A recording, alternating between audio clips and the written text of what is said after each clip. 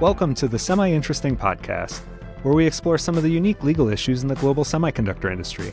My name is Nathaniel Lucek. I'm an IP attorney at the law firm of Hodgson Russ, and one of your hosts. My name is Elizabeth Morris. I'm an IP attorney and the Director of Intellectual Property and Products at Pure Storage in Santa Clara, California, and I am one of your hosts. AI is a hot topic, and it seems like you can't escape it. There's articles, videos. We've even done episodes on this podcast series about the impact of AI.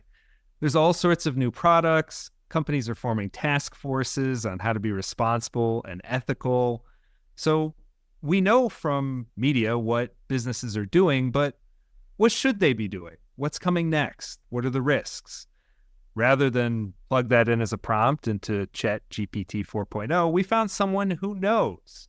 We're joined today by Ashley Pantuliano from OpenAI.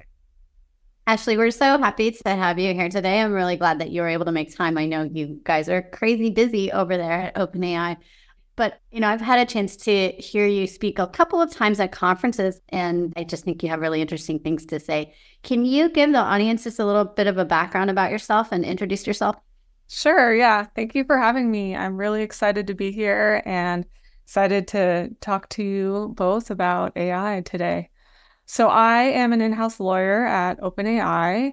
I am a deputy general counsel of AI, and so I have the responsibility of leading the teams that advise the company on legal risks around developing and deploying our AI models and our products and services. And how did you end up over at OpenAI? When I started out as a lawyer, I went to work, like many lawyers, for a big law firm, and I was working in the tech trans group of the firm. And I actually started out in litigation to start, but because at the time it was 2011 and there was just a lot of tech work and the tech boom, and so the firm was very, very busy on the tech side. So I sort of got pulled over to that side to help with all the work. And I had a mentor who was a senior associate that trained me and helped me and sort of taught me all the foundational legal skills that I have today. And that mentor is our current GC at OpenAI. And so we kept in touch throughout the years, and he has sort of been a friend and mentor throughout all of my different professional transitions, I guess, as a lawyer. He got in touch with me in 2022, which was when I joined OpenAI, to come join the team right before ChatGPT launched. And so he basically told me, oh, this is, very exciting. AI is the next big thing. OpenAI is working on a lot of really, really exciting things. It's cutting edge technology, and the legal issues have a ton of gray, and there will be many of them. And so come work on these hard problems with me. And I said, that sounds really wonderful and exciting.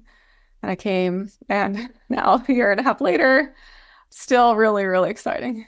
I'm sure, like you said, really interesting problems from a legal perspective of working at generative AI. I'm actually very jealous of you. So I'm sure you're having a great time digging into those. Can you describe artificial intelligence, specifically generative AI, before we kind of jump into the questions specifically about it? I think it's always good to kind of level set.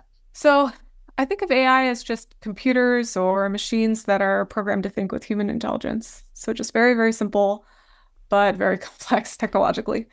And then in terms of generative AI, the difference is that the AI creates new content, such as text or image or code or music or any kind of modality that it has learned from based on existing data. So it takes existing data to make predictions and create new data or new information. For large language models, for example, they learn from a lot of text, and it sort of like reads the text and learns from it, and then learns to predict the next word in a sentence and create new text going forward. So it's not pulling from a database. It doesn't see the training data. While it's like, if you ask ChatGPT a question, it's not looking at training data to create the answer. It already has, quote unquote, learned the answer and is generating new content. It seems weekly a different vendor is talking to me about all the new hot AI software that I could be adding to my law firm. What are some current good use cases that you're seeing right now for AI, and What have you seen is especially popular right now? There's definitely a lot of use cases. I would say the big buckets that we see are generally content creation, obviously. And so that can touch on a lot of different teams at a company, a lot of different use cases.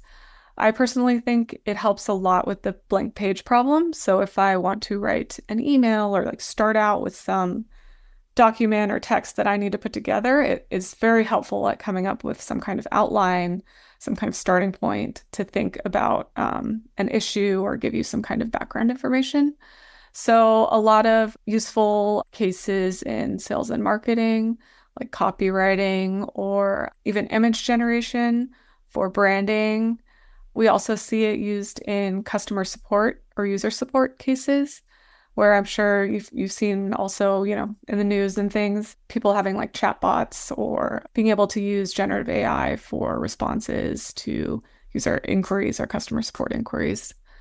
Another big bucket is analytics. So AI is very good at taking lots of data and being able to parse or summarize it. And so use cases in things like finance with forecasting and insights and financial analysis, or operations in terms of like workflows and process automation or product analytics. Those kinds of use cases are also pretty popular. And then obviously programming, which has been around for a while. Generative AI is very good at writing code, debugging, code reviews, and those types of things. So Ashley, I've seen and can totally imagine the real benefits for programming and finance. And the blank page problem, I think, is really, really good example for lots of us. And even in our personal lives, getting started on things. I've certainly used it to help me get started on, writing poems or, things that I need for some, personal fun use. But what about in the legal field? What are things that you've seen maybe people getting excited about or using? Or, are attorneys just kind of on the back end of the adoption curve and haven't really gotten there yet? So I do think lawyers use AI. We have a fair amount of customers that are using it in legal. I see a fair amount of use cases for legal. I do think lawyers can be slow to adopt technology in general. Lots of lawyers like to work in Word, for example, still versus like Google Docs or something like that. But there are some areas where it can be very helpful, and we've seen a lot of adoption. So one main legal area is contracts and contract drafting, contract review. I think the current technology is okay for that. I think it'll get a lot better. But that is one area where there's lots of legal tools that have popped up in terms of playbook tools and legal tech, or tools that can sort of do a first initial review of your contract and like maybe pick out some red flags or problematic language. I think AI can also be useful in brief writing, particularly in areas where customers or companies or law firms could fine-tune a model, and that means giving the model additional context for your specific use case. So giving the model like a bunch of court opinions or a bunch of past briefs or text or context that you want the model to have above and beyond whatever the foundational model is that the service provider has offered. So the model can be better at whatever specific topic you want it to write on. I've also seen some applications where there's a model and you can put in a fact pattern and then it'll issue spot for you. So kind of like the way a law school exam is, it'll give you just like a fact pattern, and then you have to pick out all the issues and write about the risks. And so that's another use case that I've seen. But I do think that there are a bunch of uses that could be helpful for lawyers. I don't disagree that AI certainly will have a place in the future within the legal industry. What are some of the concerns? What are some of the legal implications for using generative AI right now that might be holding it back, both in the legal field and in others? Yeah, I mean, there are lots of legal issues. If you pay attention to any news in OpenAI, you can see that there are actually a lot of AI companies, not just OpenAI. There's lots of legal issues. I think a lot of the legal issues stem from the actual training data. That's like the first bucket of where you can see a lot of the legal risk come up, because these large models are trained on large amounts of data. So and one of the biggest sources of training data for models is the public internet. And so there's a lot out there, right, that that could cause legal risk. And so some of the big ones are, first, of course, copyright. There's a large debate about whether or not training on content that is publicly available constitutes a copyright infringement. But there's also a lot of sentiment around AI companies unfairly benefiting from other people's work, and what kind of incentive or compensation system should we come up with to make things, fair and do the right thing for content creators? Because I don't think anybody wants content creators to feel like their content is being taken advantage of or to make their work not meaningful anymore through AI. That's also not a goal that I think most people do not want. Another topic is privacy. So just because data from the internet is public, there's data on the internet about people. This data is still personal data for people, and in many jurisdictions, the people, even if they put their information on the internet, they still have rights in that data. And so there's lots of legal issues around that is also being worked out and being accounted for by AI companies.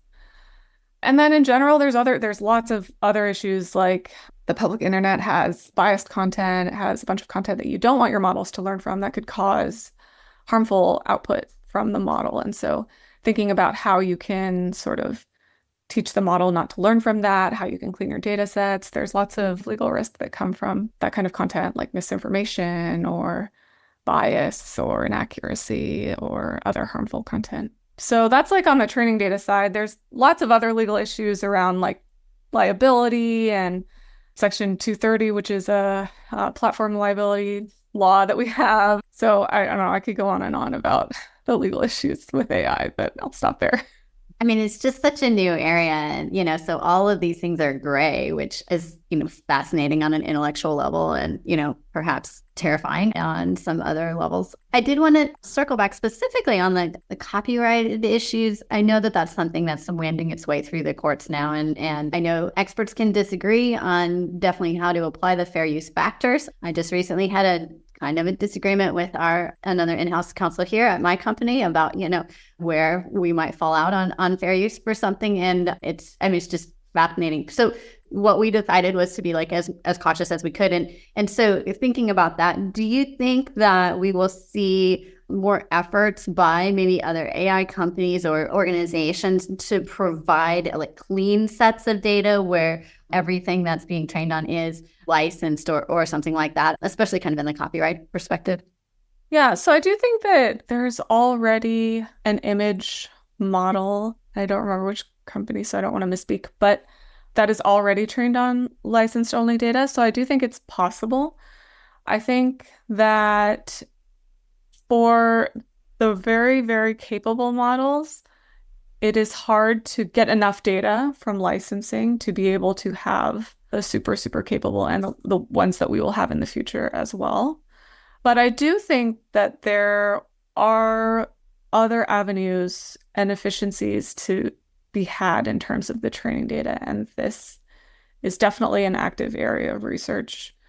And I think the goal would be to be able to have better control and better, just cleaner, quote, whatever that means, data sets for these models, and better quality data, I think, too, that will help.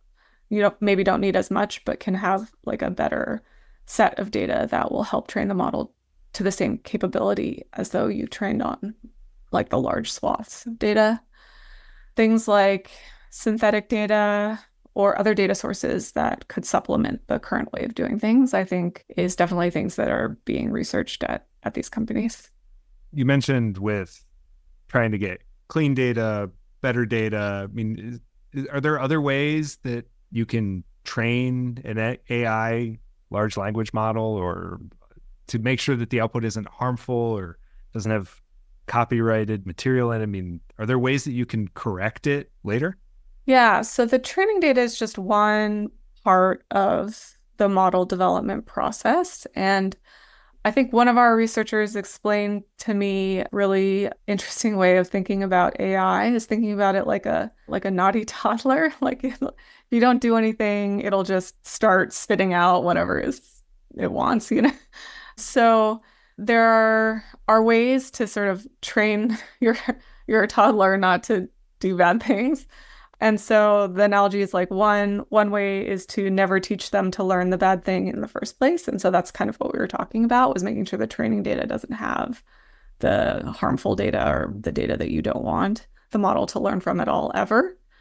But you might still need some of those things because you need to teach the model what not to do. And like you might need to benchmark against what how you want the model to perform. So you might still need some of that data. So in the second phase, you could teach the toddler not to say the bad thing, like tell the toddler, like, no, we don't say that. That's what model training and alignment does after the model has been pre-trained on a bunch of data. So you can align the model by giving it higher quality data and teaching it sort of like what a good answer is and what a bad answer is, and giving it instructions and policies like, we don't want to have this type of content, but this kind of answer is helpful. And then the last phase, I guess, would be you could like sort of censor the toddler from saying anything.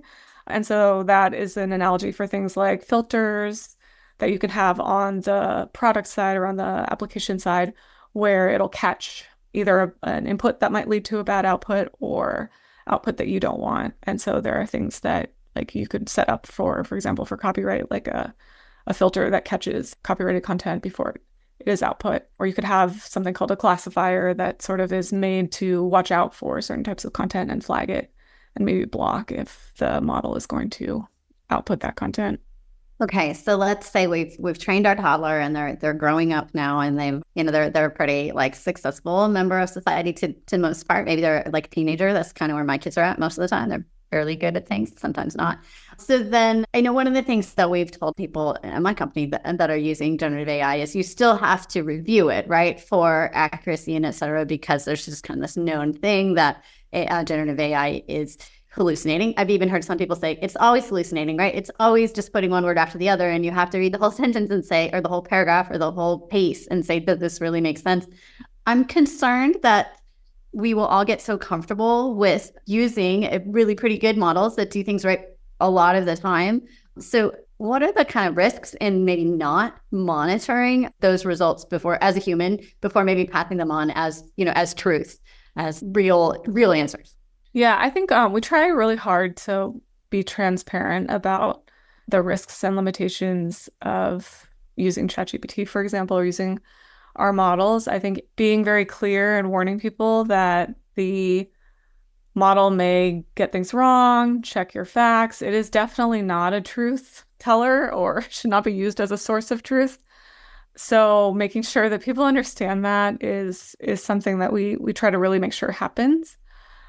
So definitely recommend people check their work. If it gives a citation, make sure you check that, especially like in the legal field, for example. There was a news story about lawyers that just turned in a brief that had completely wrong citations and they didn't check it. So that would, not be advised. Or if, it's taking notes for you, for example, make sure you check it to make sure that it's accurately reflecting what you'd like and what happened. And so I think hopefully as we move into a phase where more and more people use AI in their everyday lives, that they sort of come to understand that it is not like a perfect tool, and it is just a tool like anything else that can have flaws, and that you should make sure to check and introduce your own element of work and just making sure that it's doing what you want. Following up on your point about checking everything. So if you did have a fully trained toddler, it's potty trained, it's not using naughty words, it's not lighting things on fire, it's not throwing things, not biting people, that's great. Do you need policies for all of that? Is that the best way to try to make sure that you're getting the best possible usage and results, or are there other ways that you should be doing it as an organization? Yeah, I definitely think organizations should have a policy, just at least to start, in part because of concerns around training and ownership of the output, because different services are different. And so the use of the AI might not be good for your whatever it is your use case is. So in terms of policies, I think things to think about would be to consider your use case, because using it for something innocuous versus like lawyers using it to provide legal advice, which is not advised without a professional, would be two different things, right? So consider what use cases you want to use it for your organization internally would be, I think, a wise move. And then I think the big things are probably training. So if you're using ChatGPT, for example, ChatGPT will train on the user data. We try to be super transparent about this and upfront with a lot of notice to the user, and we let users opt out at any point. But if you're at a company and you have a bunch of people using ChatGPT, you could say like, okay, you must opt out, like make sure you opt out of training. We don't want our, confidential information trained on. But you might not be able to get everyone to do that, or they forget. So OpenAI makes business products available. So we have ChatGPT Enterprise or ChatGPT Team, where there is no training. And so you don't have to worry about that. And then it just becomes like another sort of tool that you have at your company. So I think checking on the terms of whatever the product is that your employees are using is a good thing. It's a good thing to do, and pick the one that sort of works for you. Another issue that I think is unique to AI services is the ownership of the output. So I think it's fairly standard now for AI services to say that the person using the tool owns the output, because if you're using it for work or to generate content or whatever, you want to have the right to own that content once you've created it. So checking on the terms on that and making sure that that also includes whatever you need, again, for your specific use case. And then thinking about like use cases you might not want your company using AI for, that might be a good thing to include in a policy. And then there's just like a standard, vendor, third-party risk management, vendor diligence process that lots of companies go through, like security, what kind of legal terms do you need? Is this vendor trustworthy? Do they have all of the security compliance requirements that we want? And that's all, that's not unique to AI, but something that companies should do when they're thinking about a vendor. Thanks, Ashley. Another question, maybe a little different bent, but what should we all be doing to be preparing for a future of using generative AI? I would say staying up to date with the technology and just trying to sort of like play around with it and make sure you understand it. Again, like I said, understanding the risks and limitations of the technology. OpenAI makes model system cards available for each model that we put out, and it has a lot of information on the risks uncovered, the types of evaluations used, the limitations of the model. And I think making sure that you sort of understand these things, I think is helpful for when you use them or you see news articles about something happening. It's not as much of a surprise. I guess it just gives context for how these models work. And I think that is helpful, especially given like the fast pace of how AI is sort of evolving in our culture and our society, and helping others come up to understand those things as well. Like sort of everyone has a collective AI literacy that can help with how to sort of think about AI and like how the technology works, I think would be really, really helpful. And then I think I'm a lawyer, so I always have like a legal or regulatory angle, but I think thinking about ways to sort of collectively engage on regulation or education about AI or any issues or concerns that people do have with the technology, I think it's better to have more minds think about these issues and these problems than just the AI companies that are doing it or just tech that are thinking about it. And so I think the more that we can all come together and come up with good solutions and point out issues and make the technology better for everyone could be only a good thing. So I'm a nerd, and since I have you here, what are the fun use cases that you're imagining in the near future? I don't want you to give away any of the secret stuff going on behind closed doors at your company, but what are we going to be seeing? What do you think we're going to be seeing AI being used for in the near term? I think you'll see it get better. The technology will improve. You see it throughout all the AI companies sort of releasing more and more capable models. And so I think that is good. I think things like inaccuracy or hallucination will hopefully go down with that improvement in the technology. The technology will be able to provide better answers or be more helpful. I think you'll see and are seeing other modalities. So models that it's not just text, there's like video, audio, you see music, you see all kinds of things. And that'll make the experience more rich and just better overall. And then another thing I think that we're going to start seeing is, and we've already started seeing sort of hints of this too, is sort of like the idea of this sort of agent or this assistant that can help you do whatever task you want, that you can just like talk to and have it go out in the world and help you. So things that's like, what should I make for dinner? Can you give me an idea? Okay, like, yeah, I'll make this, I don't know, pot roast. And then list out the recipe for me. Okay, I need groceries. Can you order that from Instacart for me? And it just makes everything more simple or easy. Or like, oh, I need to plan a vacation. Like, can you help me think about where to go? What should I see? Do I need to book anything? Like, can you create a schedule? That kind of thing. And I think that'd be really great to have. I personally, as a mother of 3 and one on the way, I would love to have like any assistance. It's good for me. I'm just in the process of planning a vacation to Europe. And I know one of the things that was really a challenge for me was to try to figure out how to get Eiffel Tower tickets, because the website is in French, but there is a version that's translated. But then you have to kind of like jump on like right at the, like, I don't know, midnight France time, 30 days prior in order to like get the tickets. And I would really, really love to be able to give that to an assistant that could just be monitoring that. Of course, then I suppose it would mean that everyone else would too, and all the tickets would be gone in like the first minute, and maybe I still wouldn't get it. But anyways, back to something you said earlier. You were talking a little bit about the offerings that OpenAI has. And, I'm somewhat aware that, there's the enterprise and non-enterprise offerings. That was certainly something my company jumped on very early to try to get enterprise tools for our company, so that we don't have to worry about the inputs and outputs being used in training. Are there other things coming? Like, are you working on an agent? I know we've talked to some other companies that are saying like, oh, we can help you answer tickets or like do some other pieces, put things on your calendar, so you don't just like get the content and then still have to kind of copy and paste over.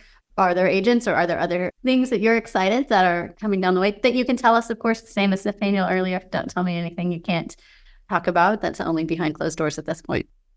Yeah, so we don't have an agent available yet, and I don't think we've announced one or talked about anything like that I'm aware of. But we just launched just announced, I guess, last week or the week before, our GPT for Omni model. And that model has a bunch of different modalities in one, and that's why it's called that. And that one is more capable. Like, I think in our demo, you could see that you could just talk to the model, and it's much more conversational. Before, you had to take out your phone and like wait for your prompt to go through and then wait for the model to respond to you. But this one, it's like much more of a conversational style. So I think that's one step in the direction of being able to like have a more seamless way of interacting with these models. We have ChatGPT, and then we have ChatGPT Plus, which is like a premium sort of paid subscription version of the free version that has some more features and capabilities. And then on the business side, we have ChatGPT Enterprise and ChatGPT Team. So Enterprise is like the big enterprise version of ChatGPT, where you can use it in an organization. ChatGPT Team is a self-serve version of that. So it's just like the online version. You can sign up for an organization. And like I mentioned before, we don't train on that data. And similarly, we make an API available so that customers can build their own applications on the technology and incorporate generative AI into their own applications. And through that, they can do what I was talking about in terms of fine-tuning and giving the model more context for their specific use case, so that the model can be just more useful for their application. And on that, there's also no training. So those are like what I think of more of like our business offerings. Since you mentioned hobbyists and others who might be able to take advantage of some of the new products, what's your thoughts on open sourcing an artificial intelligence model? Are there risks? Does that just accelerate innovation, or do the potential problems inherent in that model make it unworkable? So I definitely don't think it's unworkable. I think OpenAI has some open sourced models and will probably open source other models in the future. I think open source is a very, very important part of the ecosystem, and I don't think it has to be sort of an either or solution. I think there are different solutions for different developers. So open source is very important for developers to be able to use their own model locally or train their own model in the way that they want. I think on the OpenAI side, we choose to make that available through an API as well. So it's just like a different way of incorporating a technology into their application. I think open source is also very healthy for competition. We have a lot of developers that build on our platform that also use open source models, so they kind of use both.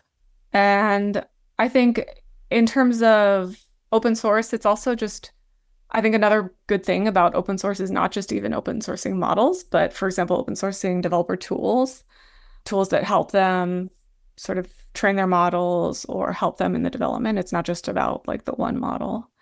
The one trade-off or consideration in terms of open source is when it comes to the very, very, very capable large language models, there could be safety considerations to think about, because when you do open source the model, a lot of the later stages of toddler training that I had talked about wouldn't really apply or could be taken away. So if you've trained a model to not provide, certain responses, or you've put a like sort of a safety layer around your model, if you open source that model, it's easier to take away the safety layer. So that's just a consideration. But then there becomes a question of who should be responsible, right? Should it be the AI provider, or should it be the downstream developer that is actually using the model? So they're just trade-offs to think about in terms of like capability versus safety, and who should be in charge of thinking about that or responsible for making sure the model is used safely. I think as safety practices advance as well, there definitely could be techniques you can use to make sure that those things don't happen. So I think, again, like the technology is constantly evolving, and there's definitely a strong role for open source in this area as well.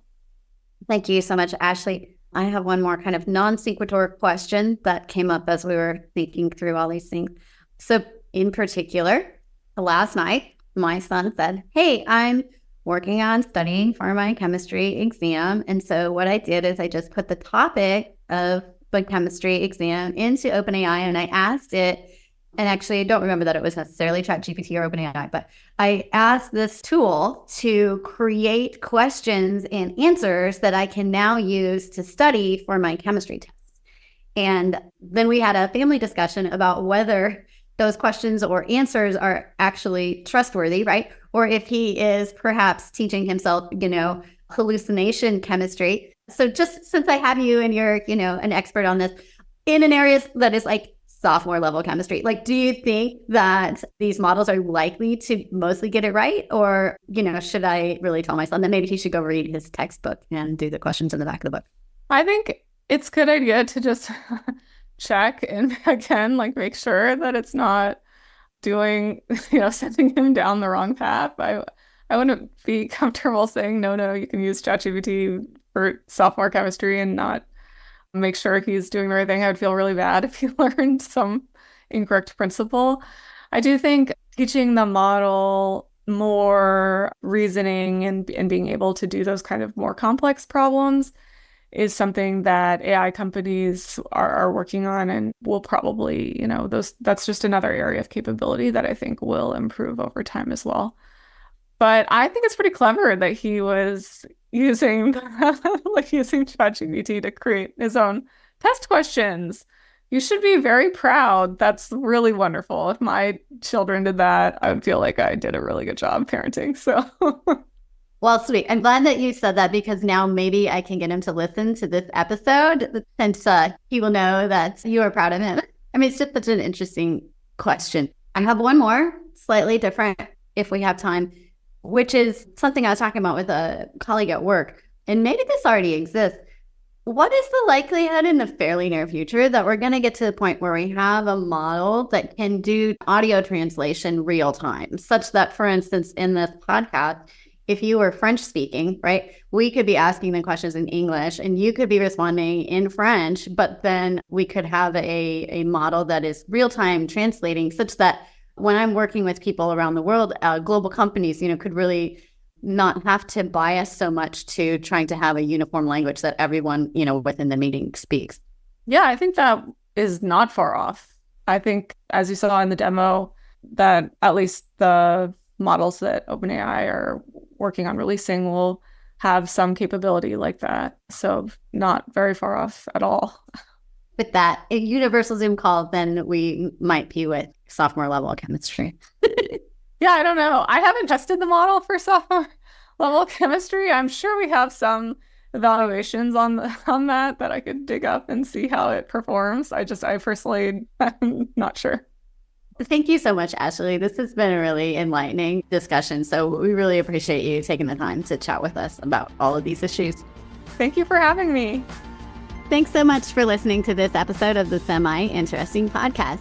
You can find more episodes wherever you get your podcasts, including YouTube. And if you enjoyed the episode, we always appreciate 5-star reviews.